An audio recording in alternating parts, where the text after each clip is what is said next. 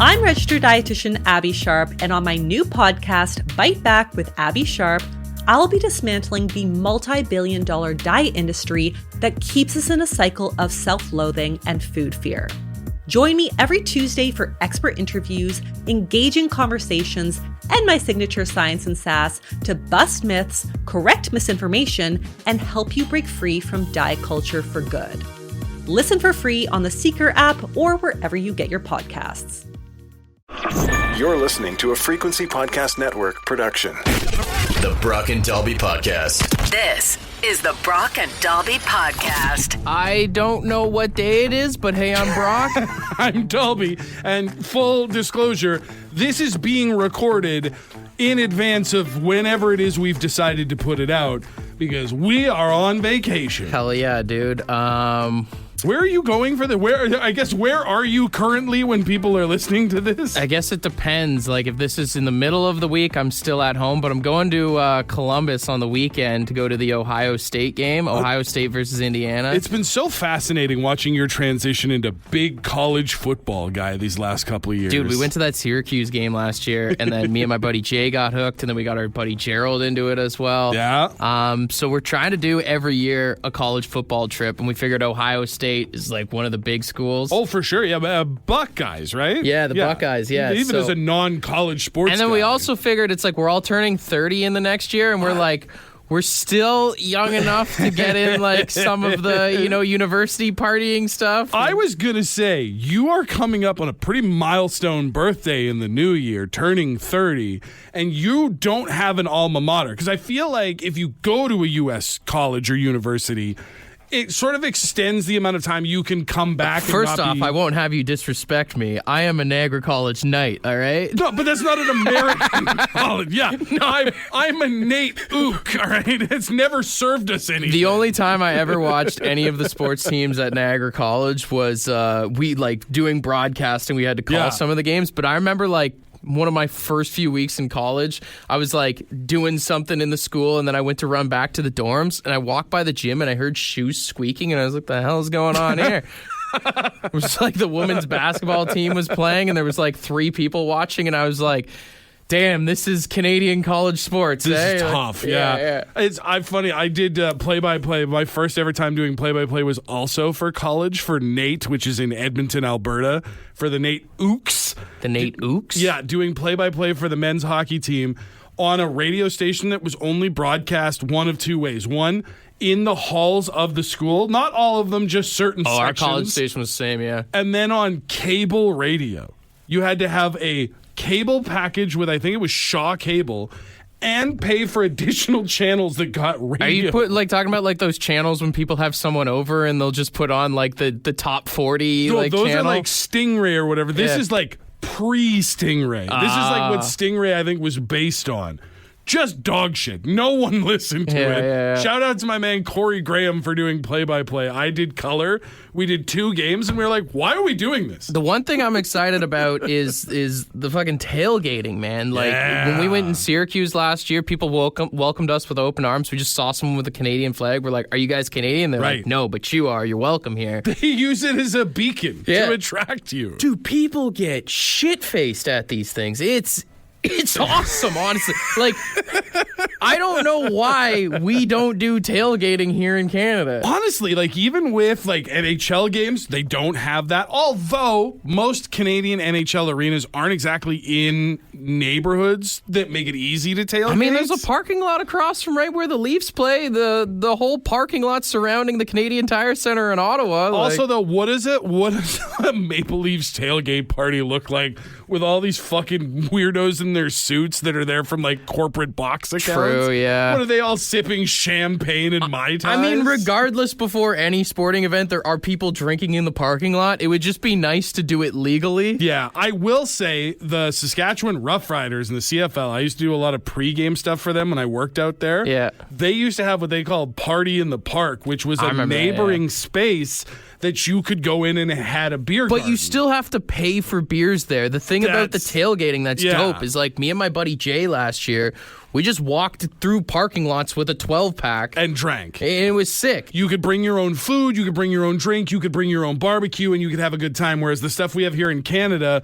those beers at the Rider games were like $8. Yeah, they tried to do it at the Argos games, I remember a few years ago, and people were like, I'm not paying $15 for a friggin' beer. Yeah. But it is sick because it's like a dedication thing, too, because the guy's setup that we went to in Syracuse last year, it was massive. It was like 4 or 5 tents like long. He had 2 barbecues that he brought like going. He had TVs. He had kids playing like the PS5, whatever, cornhole, all that stuff.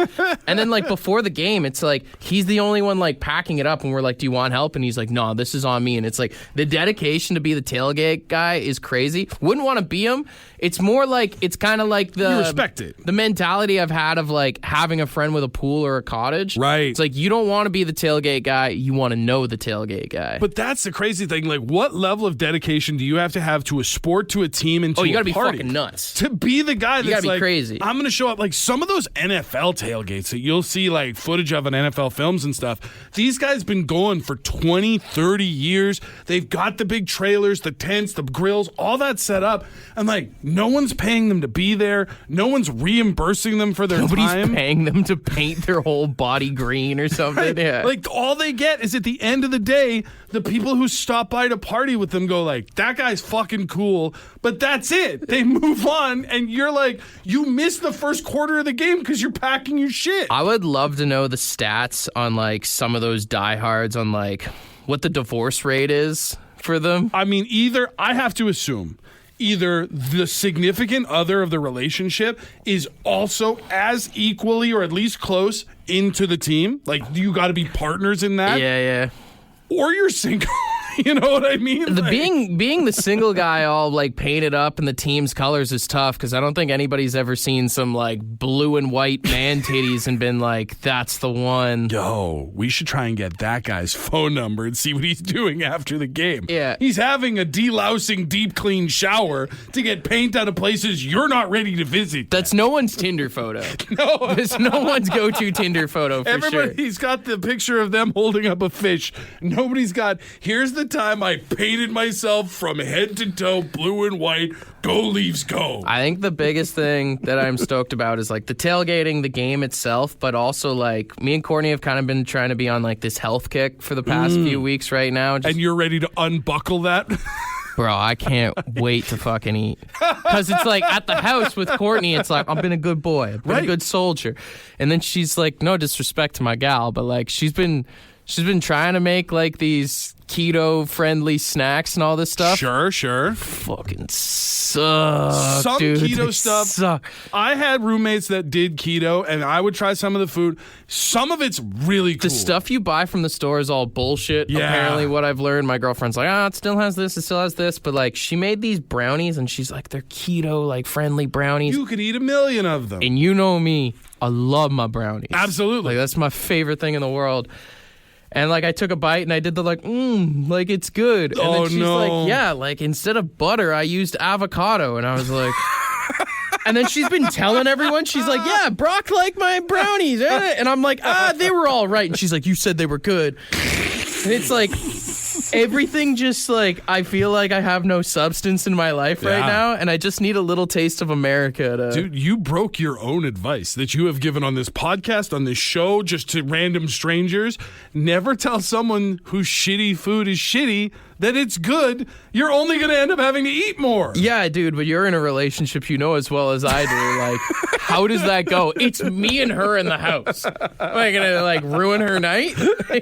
See, there's, like, a good, like, I wouldn't say, like, 25% of her relationship is white lies. 100%. Oh, absolutely. I'm not saying, like, you know, the kind of stuff of, like, cheating or whatever, but I'm saying the whole, does this make me look fat? And you're like, no. Yeah, no. I think it goes both ways. Like, I feel like our partners both probably tell us that we're great at certain things that maybe we're not the best at. I bring up the does this make me look fat thing because it was actually me like 2 weeks ago. That's why I said we've been on this health kick. Did you have a moment? Your boy been slacking, not going to the gym and stuff. And then like I put on, I got like this like New Balance sweater. I think you know the one that I wear. And it's a little bit tighter. It's a little more form-fitting. And we were going out to dinner and I was like, oh, damn, this just feels tight. And I like looked in the mirror and I was like, yo, babe, does this make the love handle show a little bit? And she's like, do you want me to be honest? And I was like, just fucking say it, dude. Like, just say it. You saying, do you want me to be honest, stings even more. That's the worst. Yeah. Because not only does that, first of all, you just answered the fucking question. Yeah. Obviously the answer is yes, but you've also established that you don't think I'm strong enough to hear it. It's like when, it's like if you're talking about like size downstairs and the girl's like, I don't like the big ones, they hurt. And you're like, fuck you. Screw you, man. That just stings, man. We were talking about going to the movies tonight. Where did that come from? Why did you bring that up? Yeah. No one asked that question. Yeah.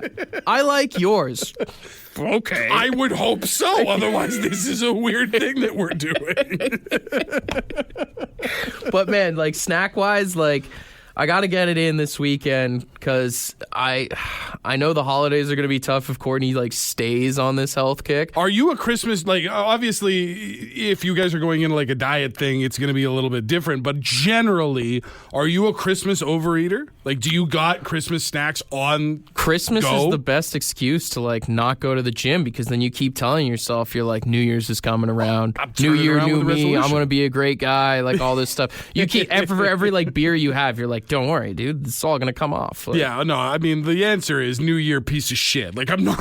January 1st and December 31st are the exact same except for the 4 numbers on the calendar. I didn't magically change Everybody overnight. lies around Christmas time. Even kids, they're like, I've been good. No, you haven't. I mean, honestly, if you could sit down with a kid who's been like, no, I think like overall I've been pretty well behaved this year. Like, I think I'm on Santa's good list. Imagine being able to bust out like a moment by moment incident report of like, oh yeah, what about February 13th when you told your mom that she looked fat? Yeah, man, Christmas is just all about lies, honestly. Like, I mean, there's a lot of lies with Christmas, but even just in general, like you go and see family, you bullshit, pretend like you're excited to see people, and you talk shit on the way home. That's actually one of the best things about Christmas. You like that drive home. The drive home when you're like, oh my God, did you see so-and-so? And you just rip in. It's like a debrief when you talk, like you see like military and stuff like that. It's like after something happens, like we're all going to get together and debrief. You and your significant other, you're in that car ride home. And for some reason, even though you know it's just you guys in the car, well, you do the same thing. You get out the driveway, you get on the road, you give it a couple minutes, and then you're like, so about Pauline's sweater, or like some dude, shit that's like my favorite thing. And then Courtney's like, oh my God, I know. And you're like, yes, let's talk some shit. You're both trying to be the good person, and then one of you breaks, and it just busts open the dam for you to talk about everything that that's just like happened. even at work, man. I feel like a lot of people bond over shit talking, like, which is a terrible thing to say, but it's like someone happens to be like, yo, you fucking notice Greg's voice is annoying, and you're like, I know. Finally, someone else had the balls to bring it up. Yeah. Well, I mean, even us to some extent, right? When we started working together at that station in Regina, we did not start doing a show together. We hung out, went to a Metallica concert through work. That was great. But where did the rest of the bonding happen? Smoking and shooting the breeze. Smoking darts and talking shit. And now here we are, 6 years later or whatever it is, good friends, solid coworkers. And maybe we've touched on this before, but I feel like that dynamic of people, like especially like the smoker dynamic, is disappearing because it's like you can't really bum a vape off of someone, right? Yeah. So I feel like that's gonna disappear. Like the smoke pit used to be a conversation piece versus like I feel like I don't know if there's vape pits, but like at bars in the future, I feel like it's not going to be as much of like a social circle. Well, and the bar is an interesting one, right? Because that's how you used to meet people at the bar. Was either you'd be sitting up at the wood watching a game or something like that, and you'd be surrounded by other people that maybe you'd start making conversation with.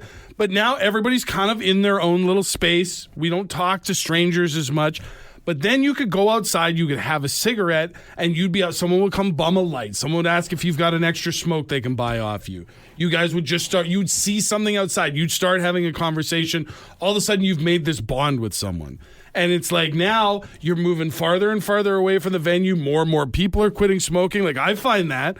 I do not talk to nearly as many people now that I've quit smoking. I used to be a fucking social butterfly out in that smoke pit. Also, no one will pump your tires more than a dude that's really drunk and you just gave him a free smoke. Dude, you feel like a god when someone's like, I'll give you a loonie, and you're like, take it for free. No way, man. Oh my God, you are just the nicest guy here today. You are St. Nicholas, like, in that moment. Except you are giving them coal. Yeah.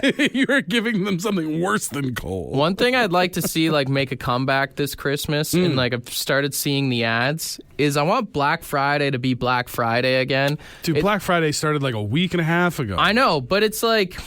I remember as a kid, we went to Michigan for a hockey tournament, and there was like a bunch of parents that got up early in the morning before our games to go like wait in line. Right. And they came back talking about the stories of seeing people like fighting each other's over flat screen TVs.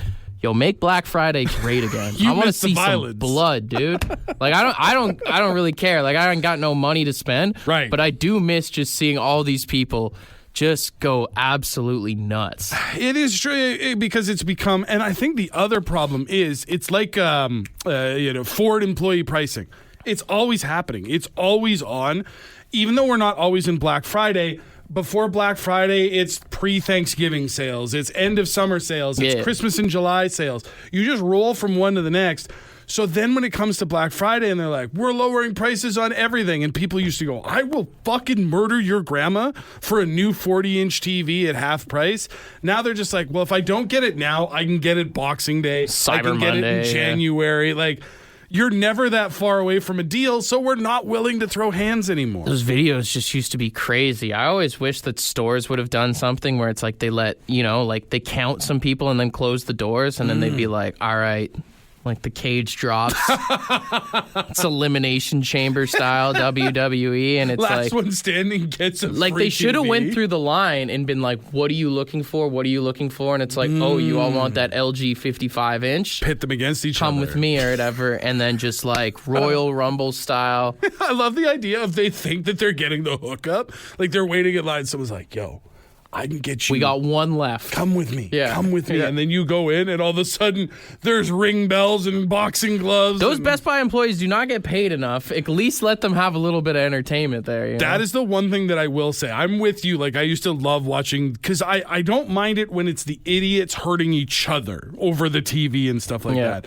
But what I used to feel bad for, especially as I got older, was you would see that one Best Buy employee that drew the short straw and had to go unlock the doors.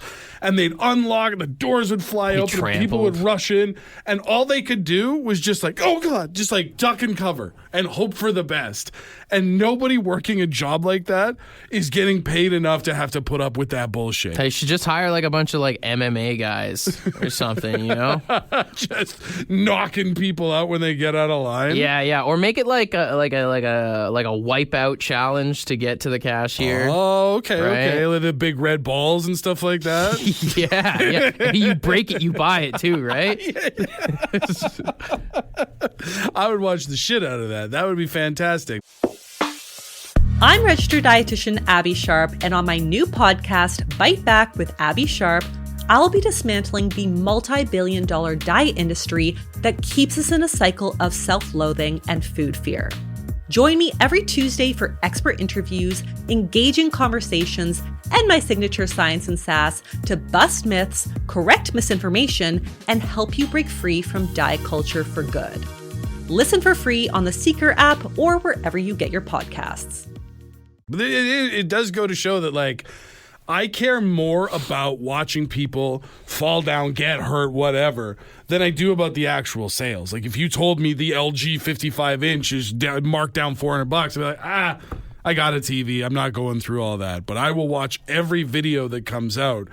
And that is our modern equivalent of like how the Romans used to watch people fight lions. Yeah. That's it. Like, we like to think that we're like advanced in civilization and stuff like that. But at the end of the day, we all love our slop content. Yeah. We love watching people get hurt, fall down, do something stupid. We're like, yeah, give me some popcorn and more of this. Well, I mean, in the future, like when the robots take over, like we're going to need to be ready, right? So that's just my prerogative on it. But I'm worried about once the robots take over. Will we have more content or will we have less? I mean, if the robots are out there doing all the grunt jobs and stuff it's like just that. Terminator world. Yeah. Did they then start picking us off and forcing us to entertain each other? Oh, probably. yeah. I think that's how it would go. And they're going to have us, like, digging for oil and stuff for them, right?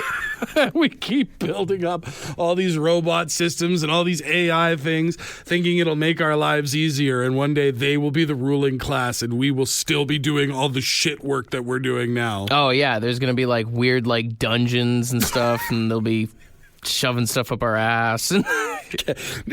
Now I have to ask, what kind of dungeon are you referring to? I don't know. I just feel like they're going to make us suffer for what we've done to them, right? Sure.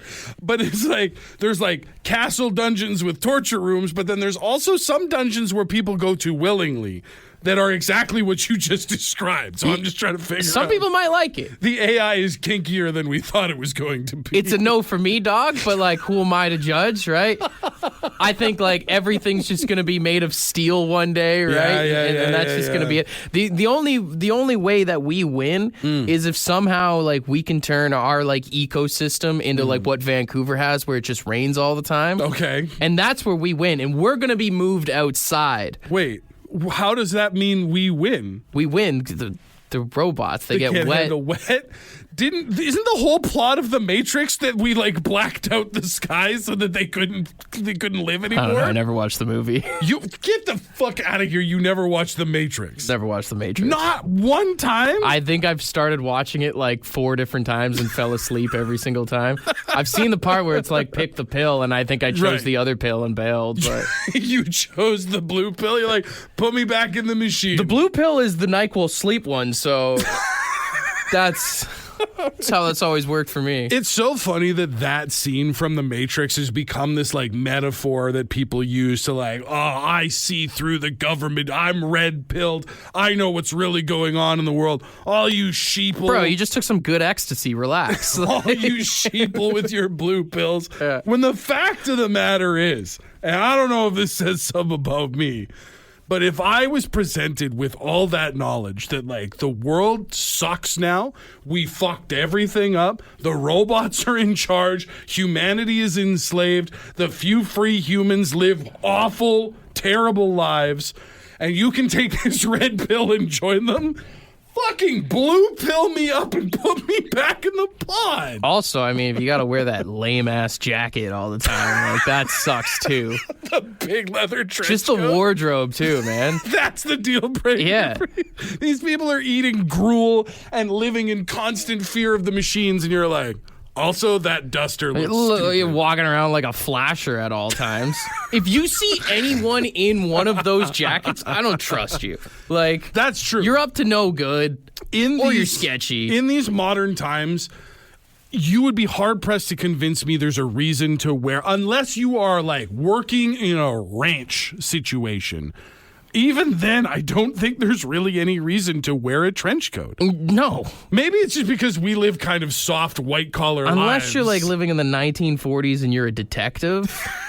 Like, there's no, like, nowadays I just assume you're, like, just gonna flash people in parking lots. You're either going to flash your junk, you're going to sell me a Rolex that's spelled wrong. Or you've got a gun. And you're trying to conceal it. And none of those are great options. Like, legally, you shouldn't be allowed to walk into, like, a mall, a hospital, a school, anything like that with one of those jackets on. Is there any way to save the trench coat? We've had this conversation. You mentioned the 40s detective, and that's what sort of brings my mind to this, about how the fedora was a fucking cool hat at one point. Sure. At some point, it was a pinnacle of style, and I still think to some extent that when worn correctly, it still looks good. But it is unsalvageable. I think only girls can pull off the trench coat. You think so? Yeah, that feels sexist to say, but like... Are you just talking about girls who work on certain stages when they're walking back to the dressing room? I mean, I wasn't thinking about it like that, but okay. yeah, for sure in that regard. But I feel like the only ones that I can see pull it off and don't look sketchy is girls. Yeah, I don't know that we can sell. Because at the time, again, when it was like 1940s detectives and stuff like that, the trench coat did look cool. But then maybe it was The Matrix. The Matrix came out, and every edgy kid with the internet who loved anime was like, I have to get one of those. And now I can't take it seriously, and I don't know if it can be saved anymore. Yeah. I think the trench coat is done. Also, I mean, just like that dude's back must just suck, right? Which the guy from The Matrix? What's wrong with his back? So he's like bending over and stuff. Imagine being his chiropractor. Holy man. Wasn't he only doing that in The Matrix though? Like I think I never watched the movie. I don't know. His real body is laying in an easy chair. It's not an actual human doing it. He's a computer program. Oh, okay. So it's just a dream basically? Like none of it's real? I mean, essentially, but the idea is if you die in The Matrix, your body can't handle the shocks. Isn't that the same thing? Like if you die in your dream, you die in real life? Well, it's high-tech Freddy Krueger, 100%. That's all this is. Have you ever, like, that's one thing. Have you ever died in a dream? No, I always wake up. It's always the like right before, right? If you're falling or someone pulls a gun, like whatever the dream is, you always wake up right in that moment where you're about to die. It's like your brain saves you. Yeah. I wonder what happens if you die in your dreams. Like, is it like that? Does your dream just go blank? Like, do you just not dream for like an hour and then you wake up and go, that was weird? You just have the biggest wet dream of all time. Like, that's it. You've achieved pure bliss at that moment. That's all it is. Pure equilibrium. Yeah!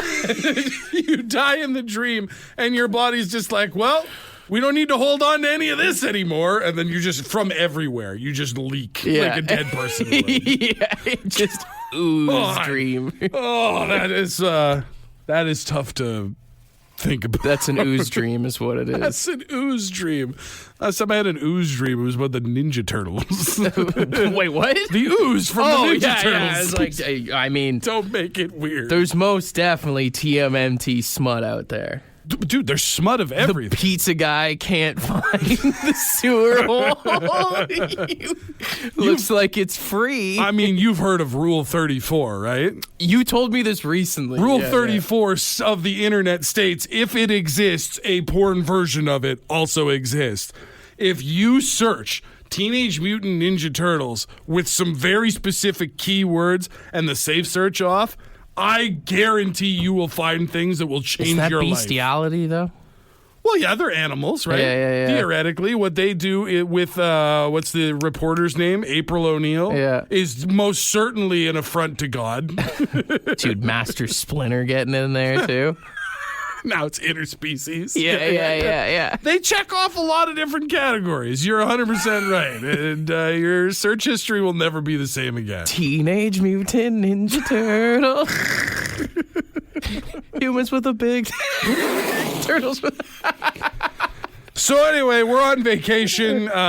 This whole conversation started with tailgating. Yeah. And it kind of ended up in the same place. I mean, I feel rude. I guess I never asked you, what are you doing this week? Oh, the odds are good that regardless of what time in the week it is when you're listening to this, I am playing Call of Duty. My kids are at school. Because I thought about it. I was like, am I going to go on vacation? Am I going to take the kids out of school, pack up the car? We're going to drive somewhere, go visit some family, maybe find a fancy resort or something? I'll just stay home and kill 12-year-olds online. I was like, that sounds fucking exhausting and expensive. Yeah. Christmas is just around the corner. I'm not looking to spend any money. I am going to go full lazy sack of shit for the next 7 days. Hell yeah. Or whatever it is that we're off. And then I will shave on the 25th and I'll see you back here on the 26th. Nice. Do you ever get roasted online by kids playing Call of Duty? I don't turn my mic on anymore. Yeah, the last time I played a Call of Duty game against other people, I was only there trying to unlock something for the single player mode. Yeah. And I got yelled at by so many children for being shitty at the game that I turned the sound off completely and I never went back. Yeah. They decimated my soul. It would be hard to resist not beaking back, honestly. Well, because that's the thing, right? Is I can clearly hear this is someone who has to be in school between the hours of 9 and 3. Yeah. So I, as a 41-year-old man, can't get chirped by them and go, listen here, you little motherfucker, and just start going off. Yeah. Because I'm either going to say some shit that they just roast me for, or I'm going to make a child cry. And I've lost in either case. I feel like there's some times in life it's satisfying to see a kid cry. But you don't even get to see it. Yeah. Hear me out. See some little shit like running around the store, the rink, whatever it is, just being annoying. That kid happens to fall. It is satisfying. Right? It is really There is satisfying. something satisfying about like seeing karma work in its mysterious ways. I did yell at a kid about 3 weeks ago. On Call of Duty or in real life? In real life. I was picking up my kids from school, and there's this kid that has been in the same grade as my oldest for the last 3 years, going to the same school.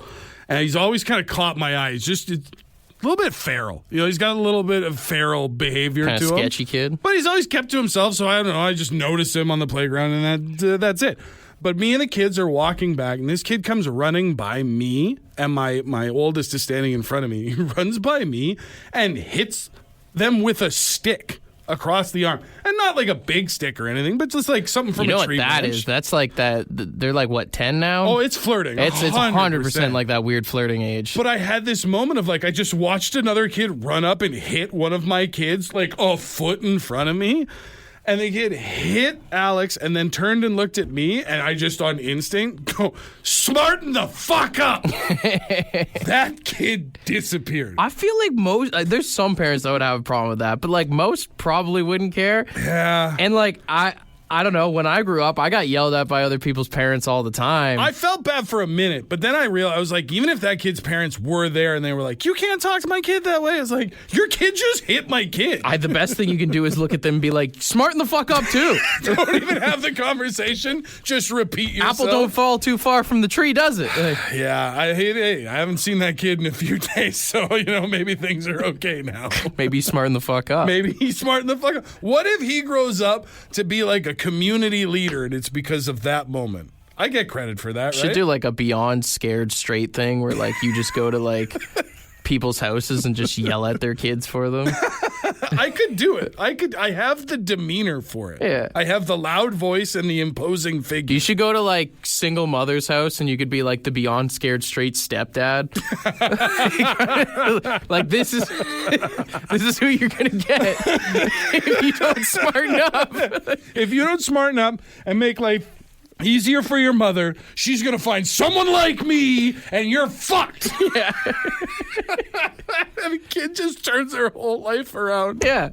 Dude, when you think about it, those Scared Straight shows where they would take kids, they're troubled kids, sure, and they'd put them in prison and let them get yelled at by inmates. It's wild stuff. When you really think about it, that's fucked up. There's also some kids on that show that just did not give a fuck. No, well, and that's the thing, right?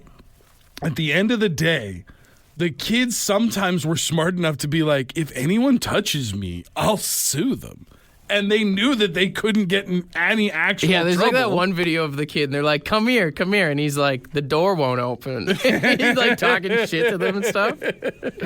I feel like kids today now would be like even way more smart ass with that stuff. 100%. That's the thing, man. We let kids have too much access to the internet. Now they know things. Mm-hmm. They know when we're just talking shit as parents or as like authority figures that we cannot back up. Yeah. You know what I'm talking about? Even I've done on a couple occasions where like my kids aren't listening, I'll threaten to like, hey, you've got swimming lessons this week. If you don't smarten up, you're not going.